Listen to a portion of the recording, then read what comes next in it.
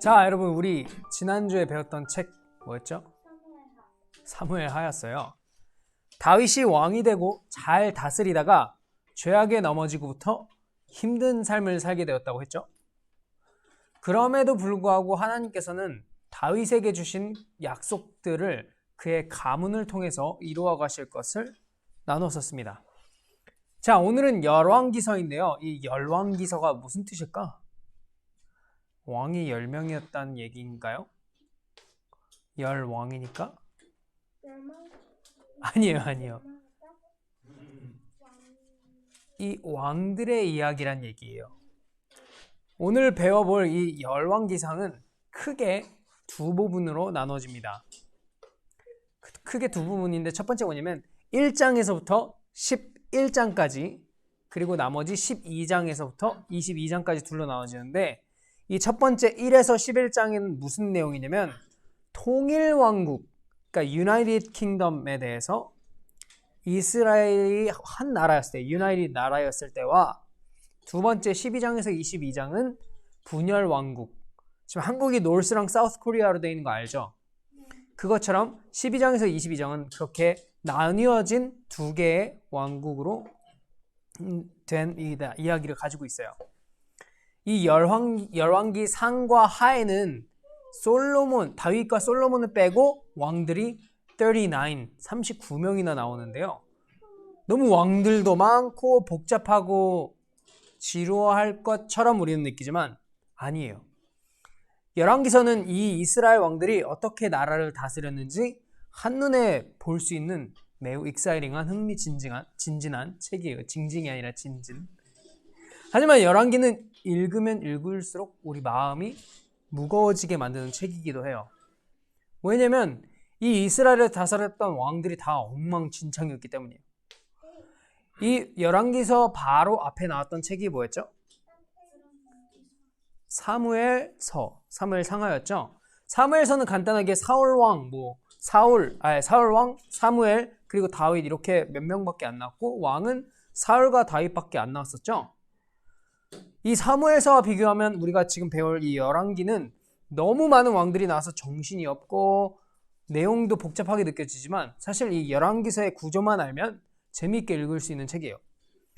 이 열왕기상의 시작이 어떻게 되냐면 다윗 왕이 죽으면서 이야기가 시작이 돼요. 다윗도 결국 늙어서 죽었다는 거예요. 다윗이 죽고 난 후에 다윗의 많은 아들들 중에서 솔로몬이 이 다윗의 뒤를 이어서 이스라엘의 세 번째 왕이 됩니다. 누구라고요?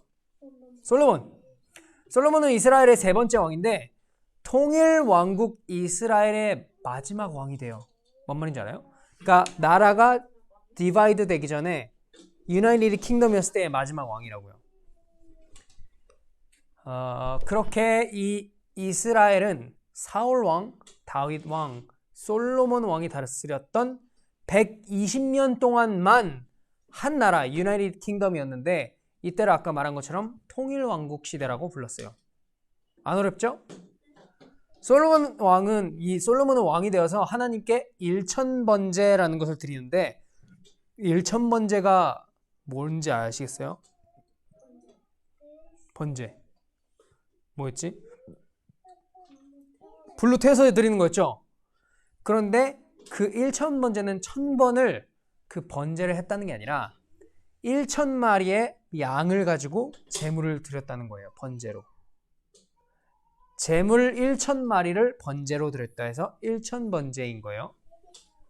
근데 이 1000번제는 단지 양이 엄청 많았다는 것만을 보여주는 게 아니에요.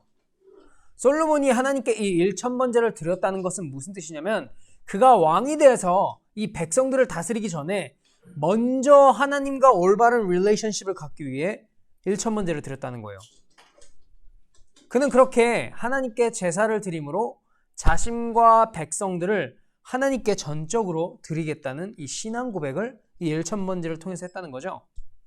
그래서 결국 자기 자신과 이스라엘의 하나님의 블레싱, 이 축복이 임하기를 구한 거예요. 이렇듯이 1000번제는 하나님을 이 이스라엘의 진짜 왕, 진정한 왕으로 믿고 섬기는 솔로몬과 백성들의 faith confession이었다는 거죠. 하나님께서는 이런 솔로몬 꿈에 나타나셔서 네가 원하는 거 하나 들어줄 테니까 그게 뭐든지 말해봐 라고 이렇게 물어보셨어요. 근데 그때 솔로몬이 하나님께 꿈에서 뭐라고 대답했는지 아세요? 예슬이. 왕국을 잘 다스릴 수 있는 지혜. 맞아요. 지혜를 달라 그랬어요. 지혜를. 겸손하게 솔로몬 왕은 하나님께 그 많은 것들 중에 지혜를 달라고 구했는데 그러자 하나님께서 솔로몬의 그 험블, 이 겸손을 보고 뭐라고 하셨는지 알아요? 내가 너한테 지혜도 줄 건데 네가 지혜를 달라고 했으니까 너는 이 땅에서 오래 살 것과 부귀와, 그러니까 말 그대로 어마어마한 돈과 영광, 글로리를 함께 주시겠다고 약속하세요. 많은 사람들이 이 얘기를 들을 때 엄청 부러워하죠? 여러분도 꿈에서 하나님이 너 뭐 줄까 물어보면 뭐라고 얘기해야 된다고요? 지혜를 달라 그래야 돼요. 지혜를. 자, 지금 궁금한 거. 하나님은 왜 지혜를 구했는데 오래 사는 이 장수와 부귀와 영광까지 주신 걸까? 네. 어쨌든 솔로몬의 마음을 하나님이 기뻐 보셨기 때문에 주셨다는 얘기죠. 하나님 말은. 맞아요. 그런데 이 솔로몬이 직접 쓴 성경책이 있어요. 뭔지 알아요? 잠언과 전도서예요. 그 잠언에 보면은 그 비밀이 쓰여 있는데 잠언 9장 10절을 우리 한번 찾아볼게요. 잠언. 자, 우리 같이 천천히 읽어볼게요. 시작. 여호와를 경외하는 것이 지혜의 근본이요 거룩하신 자를 아는 것이 명철이니라. 자, 아까 얘기한 것처럼 이 잠언을 쓴 사람이 지금 솔로몬 왕이라고 했어요. 그는 하나님을 경외하는 것이 이 지혜의 근원이라고, 근본이라고 말하고 있는 거예요. 하나님께서 이 지혜를 달라고 했던 솔로몬에게 오래 사는 것과 부귀와 영광을 주신 것은 사실 우리가 하나님을 경외할 때에 우리가 영적으로 누리게 되는 것들이라는 거예요. 자, 봐요. 우리가 정말 예수 그리스도를 믿고 하나님을 우리 아버지로 믿는다면 우리는 이 땅에서 오래 살게 되는 것이 아니라 이 땅에서 오래 살든 아니면 내일 죽어서 죽든 상관없이 우리는 영원한 생명을 얻는 거예요. 오래 사는 거죠. 말 그대로 영원히 사는 거예요. 이 땅에서 부자로 누리면서 살게 되는 게 아니에요. 이 땅에서 거지로 사는 한이 있더라도 부요하신 하나님과 함께 한다면 우리는 그 하나님의 부요하심을 누리며 살 수 있는 거예요. 이 땅에 우리 눈에 보이는 영광이 없더라고 하더라도 우리는 영원히 누리게 될, 하나님의 나라에서 영원히 누리게 될 그 영광을 바라보며 걸어갈 수 있는 힘을 얻게 되는 거예요. 그렇게 우리는 사실 이 솔로몬의 복을 부러워할 필요가 없는 거예요. 사실 우리는 솔로몬과 동일한 복 혹은 그 이상을 우리는 이미 예수 그리스도 안에서 누릴 수 있기 때문이에요. 자, 이때부터 솔로몬은 하나님께 받은 지혜로 이 이스라엘을 통치하기 시작하는데요.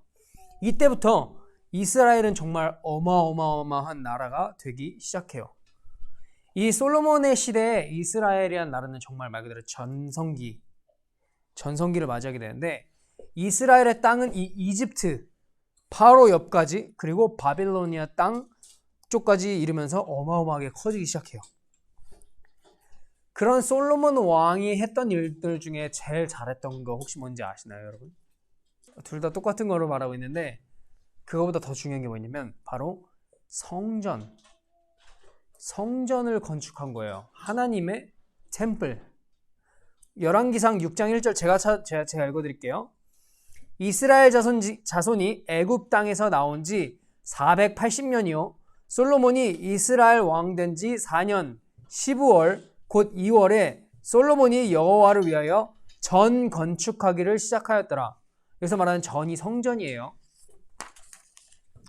이 하나님을 위한 이 성전을 건설하는 게 7년 동안 지어지는데 어떻게 7년 동안 이렇게 큰 성전을 빨리 지었냐라고 묻는다면 바로 다윗 왕 때부터 이 성전을 지을 준비가 시작되었기 때문이에요. 이 성전은 어마어마하게 화려하게 지어졌는데 성전 안이 거의 다 금으로 도배되어 있다고 생각하면 딱 맞아요. 또한 이 나무를 제일 좋은 나무, 백향목이라고 하죠. 최고급들만 사용해서 말 그대로 가장 좋은 것들로 귀하게 건축했다고 생각하면 돼요. 이 성전을. 솔로몬은 이 성전의 가장 중심에 언약궤를 두었는데 이 언약궤가 뭐라 그랬죠? 지난주에 얘기했던 거 기억나요? 굉장히 중요한 걸 상징한다 그랬죠? 맞아요. 이 언약궤를 둔 거예요. 그러니까 이거는 솔로몬이 하나님의 프레젠스와 영광이 성전에 가득하도록 모든 것으로 가장 좋은 것으로 준비했다는 것을 우리에게 보여주고 있는 거죠. 이러한 성전의 건축은 하나님의 나라가 이 땅에 세워진 것을 우리에게 섀도우로 보여주고 있는 섀도우, 그림자로. 하나님의 성전이 이 예루살렘에 있어서 그 예루살렘에서 이스라엘과 온 땅을 다스리는 것을 우리에게 알려주고 계신 것이에요. 8장을 보면 솔로몬은 성전을 위해서 기도드리면서 백성들로 하여금 너희가 여호와 하나님께 순종해야 된다라는 것을 이제 가르치고 맹세하도록 해요. 이처럼 솔로몬 왕이 하나님을 중심에 모시고 하나님의 뜻대로 이 나라를 다스리고자 했을 때 하나님은 그의 나라를 엄청나게 번성하게 해주셨어요. 또한 이를 통해서 아까 솔로몬에게 약속했었던 페임이나 파워나 이런 말 그대로 돈의 이런 거에 대해서는 엄청나게 높아졌어요. 근데 아까 지혜가 뭐라고 했었죠? 잠언에서 하나님을 뭐 하는 게 지혜의 근본이라고 했죠? 경외. Fear the Lord. 그런데 이 지혜의 반대말이 뭘까요? 그러면 하나님을 어떻게 한다는 거지? 경외하지 않는다는 거죠? 하나님을 경외하지 않는 지혜는 뭘로 바뀌는지 아시나요? 정확하게 말하면 어리석음, foolishness로 바뀌어요. 이 솔로몬의 지혜는 하나님을 경외하지 않기 시작하자 갑자기 어리석음으로 변하기 시작해요. 아까 말한 열왕기상 두 번째 부분인 이제 separate 되는 그 부분이 시작되는데요. 솔로몬은 자신이 모은 엄청난 돈들로 여자들을 데려오기 시작해요. 다른 나라 여자들을. 그것도 몇 명이나 데려왔는지 아세요? 32? 69. 자, 그 얘기를 좀만 이따 해볼게요. 자, 그 여인들을 데려오기 시작하는데 이 여인들은 어떤 여인들이냐면 다른 나라에서 귀신들을 섬기는 여자들이었어요. 근데 그 여자들이 이쁘고 내가 갖고 싶다고, 그리고 다른 나라 여자들을 왕의 와이프로 삼으면 어떻게 될까? 그 다른 나라들과 당연히 좋은 관계를 유지하겠죠?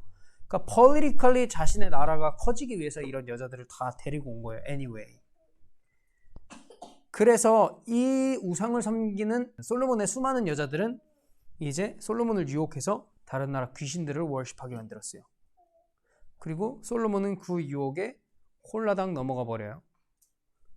이 전에 다윗이 여자 때문에 홀라당 넘어간 적 있죠? 잘 나가다가 지금 이 아들도 여자 때문에 넘어진 거예요. 솔로몬에게는 와이프가 몇 명 있었냐면 후궁이 700, 그리고 첩이 300명. 그러니까 와이프긴 한데 세컨 와이프 같은 건데 anyway 와이프예요. 그러니까 totally 700 plus 300. 몇 명이야? 몇 명이야, 몇 명? 1000명이었다는 거야, 아내가. 맛이 간 거죠, 이거 이 정도면. 자, 지금 이 모습은 양 1000마리를 가지고 아까 1000번째를 드렸을 때랑 완전 맛이 간 상태죠. 지금 양 1000마리가 아니라 뭐가 1000명이라고요? 와이프가 1000명이라는 거예요. 이 지금 솔로몬은 자기의 그런 화려한 왕실과 그런 호화한 생활을 유지하기 위해서 백성들에게 강제로 일을 시켜요. 그러니까 백성들은 솔로몬을 좋아할까 안 좋아할까? 점점 안 좋아하기 시작해요. 그리고 백성들의 컴플레인은 점점 커지기 시작한 거예요. 그때 솔로몬의 아들이 있었는데 이 사람 이름이 뭐냐면 이름이 이상해요. 르호보암이에요. 솔로몬의 아들 이름. 르호보암 들어봤어요? 솔로몬 아들의 이름인데 이 사람이 왕이 될 때 솔로몬의 신하였던 사람 여로보암이라는 사람이 리벨리언을 일으켜요. 그래서 이 리벨리언을 일으킨 여로보암은 위쪽을 다스리고 이 르호보암이라는 솔로몬의 아들은 아래쪽을 다스리게 되는데요. 그때가 BC 930 years였어요. 이 한때 솔로몬의 부하였던 여로보암이라는 사람은 이스라엘 지파가 몇 개죠? 토로? 12죠. 그 중에서 10개의 지파를 가지고 이 upper part, north part를 다스리고 여기를 뭐라고 그러면 북이스라엘이라고 부르게 돼요. 그리고 그 여로보암이란 신하였던 배신한 사람은 첫 번째 북이스라엘의 왕이 돼요. 자, 그리고 솔로몬의 아들 르호보암은 겨우 2개 지파, 유다 지파와 베냐민 지파 이 2개를 가지고 왕이 되는데 그것이 사우스 유다예요. 그러니까 지금 이름이 뭐라고요? 북이스라엘, 남유다. 하나였던 나라가 북과 남으로 나눠졌다는 거예요, 지금. 이해되죠? 북에는 10개의 지파가 있고 남에는 2개의 지파가 있어요, 지금. 근데 왜 이스라엘이 남과 북으로 분열됐을까? 네, 지파 트라이브, 부족. 다윗이 다스리던 이스라엘, 하나님께서 택하신 나라가 고작 120년만 다 같이 다스리다가 쪼개지고 말았을까? 왜 그랬을까요?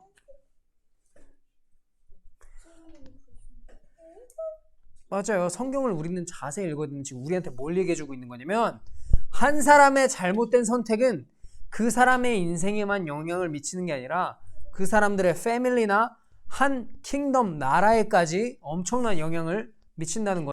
자, 다윗과 밧세바의 그 사건이 다윗의 인생이 체인지되는 부분이었다면 솔로몬의 인생의 체인지 부분은 이 하나였던 이스라엘이 쪼개지는 이유가 이 솔로몬이 작정을 하고 지금 귀신들을 섬기기 시작하면서 이스라엘이 엉망진창이 됐다는 거예요.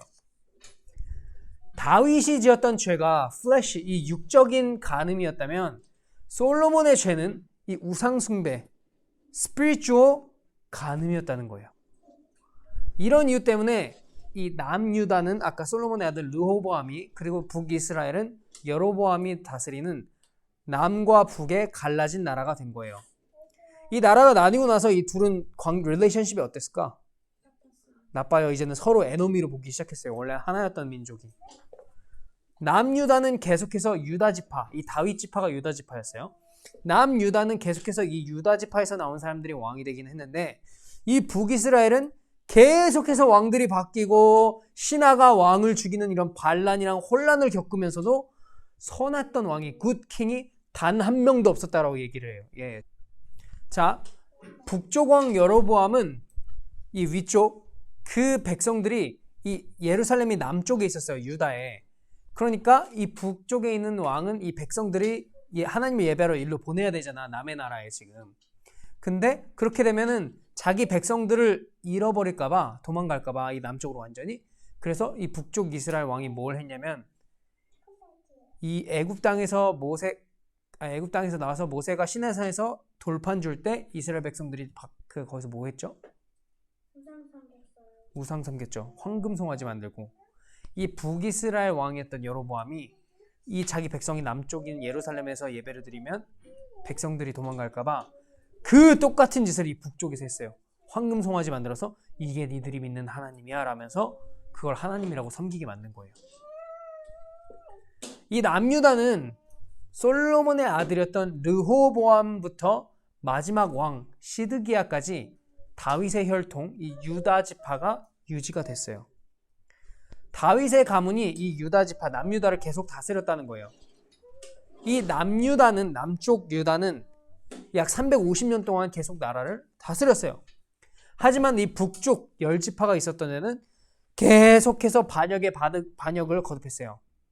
이 남쪽은 계속해서 왕의 혈족, 유다 혈족이 계속 다스렸던 반면에 이 북이스라엘은 9지파가 계속 돌아가면서 난리가 나면서 왕들이 다스렸다는 거예요.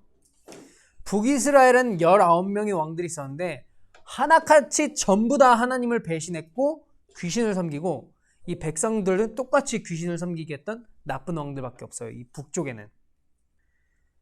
우리가 시작을 봐서도 알겠지만 이 북이스라엘은 여로보암의 우상숭배, 그 황금 송아지를 숭배했던 우상숭배를 다 합숙해서 결국 그 죄로 인해서 이 북이스라엘은 아수르라는 나라에 BC 722년에 망해요.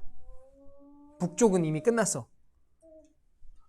자, 이 열왕기상에 기록된 남유다와 북이스라엘의 모든 왕들 가운데 성경은 오직 아사라는 왕과 여호사밧이라는 왕들만이 여호와의 보시기에 정직하였다고 기록하고 있어요. 다른 모든 왕들은 우상숭배자들이었거나 살인자였다는 거죠. 북이스라엘에서 제일 악한 왕이 누구인지 아세요? 북이스라엘 왕 중에 제일 악했던 왕이 이 아합 왕이었어요. 그는 이 바알과 아세라라는 귀신을 섬기고 백성들을 괴롭혔던 악당이에요, 악당. 그때 하나님께서 보내주신 선지자가 바로 엘리야였어요. 하나님께서는 이 엘리야를 통해서 아합이 섬기는 이 바알이 얼마나 힘이 없는지, 무력한지를 보여줬고 우상숭배의 악을 행하는 왕과 백성들을 향해서 심판을 선포합니다. 하나님의 대리 통치자가 되어야 되는 왕들이 타락했을 때 하나님께서는 이런 엘리야 같은 선지자들을 보내셔서 당신들의 백성들을 돌봐주신 거예요. 이 열왕기상은 악한 왕, 이 아합이 죽음으로 끝이 나요. 자, 이제 이 열왕기상을 간단하게 요약하자면 다윗이 죽고 솔로몬이 통일 이스라엘의 왕이 되는 이야기, 그리고 솔로몬 왕이 우상숭배로 인하여 이스라엘이 남과 북으로 쪼개지는 이야기, 그리고 분열 왕국의 유다의 4명의 왕 이야기와 북이스라엘의 7명의 왕 이야기를 합니다. 그러니까 열왕기상에서는 솔로몬이 왕이 되고 아합 왕의 죽음까지가 나오는 거예요. 자, 이 열왕기상 들으면서 무슨 생각을 하셨나요? 저는 뭔 생각을 했냐면 진짜 인간은 안 변하는구나 라는 생각을 했어요. 이스라엘 백성들은 물론이고 이스라엘의 왕들, 특히 하나님을 사랑했던 다윗이나 솔로몬도 잘하는 것 같다가도 또 넘어지고 진짜 소망이란 게 아예 안 보이잖아요. 노답. 성경은 우리에게 반복해서 무엇을 말씀하고 있는 걸까요? 인간에게 아벨이 하나님은 인간에게 지금 니들에게는 소망이 없다라고 얘기하고 계신 거예요. 앞으로 우리가 계속해서 보겠지만 구약의 모든 책들은 우리에게 끊임없이 보여줘요. 야, 봐. 이게 인간의 진정한 모습이야. 너에게는 소망이 없어. 그러면 우리에게 절망, 프러스트레이트 하라는 건가요? 아닌가요? 맞아요? 절망하라는 거예요. 왜 우리 보고 절망하라는 걸까? 절망 가운데 있는 사람만이 저 좀 누군가 도와주세요. 제 힘은 완전히 불가능합니다라고 부르짖기 때문이에요. 이 구약 성경의 모든 내용은 인간의 배신 이야기예요. 인간의 배신. 누구를 배신한 이야기인가요? 창조주 하나님에 대한 배신 이야기예요. 하지만 이 구약은 배신에 대한 이야기인 동시에 신실함에 대한 이야기예요. faithful에 대한 이야기예요. 끊임없이 배신하는 인간에 대한 이야기이기도 하지만 그 배신을 인내하시고 기다리시면서 그 배신들까지 이용하시면서도 자신이 하신 모든 약속들을 신실하게 지키고 이루어 나가시는 여호와 하나님에 대한 이야기라는 거예요. 여러분은 이 이야기들을 통해서 여러분 자신에 대해서 이 사람들처럼 나는 소망이 없는 사람입니다 라는 것을 깨달아야 되는 거고, 우리에게 주신 약속을 지키시는 그 하나님만을 바라보면서 그 소망을 회복하셔야 되는 거예요. 자, 여러분 혹시 이 새총 쏴본 적 있나요? 장난감 새총. 그 새총을 멀리 쏴보내려면 어떻게 해야 되지? 고무줄을 엄청 길게 당겨야 되죠? 하나님의 은혜를 누릴 수 있는 시크릿이 여기 있다는 거예요. 자, 봐요. 여러분이 여러분의 자신에 대해서 절망하고 낮아지고 마치 하나님이 여러분을 새총에 넣고서 이렇게 아래로 길게 당기고 있는 것과 비슷해요. 하나님이 나를 도대체 어디 밑바닥까지 나를 당기려고 하시나? 좌절하면 내려갈 때는 우리가 여기 있을 때는 얼마나 내려가는지 우리는 몰라서 좌절하고 슬퍼하고 힘들어해요. 그잖아요. 그러나 하나님은 여러분이 여러분 자신에 대해서 완전히 희망을 잃어서 저 밑바닥까지 길게 당겼던 그 시점에서 그보다 더 내려갈 수 없는 시점에서 손을 빵 놔버리실 거예요. 그럼 이 새총에 있던 우리는 어디로 날아갈까?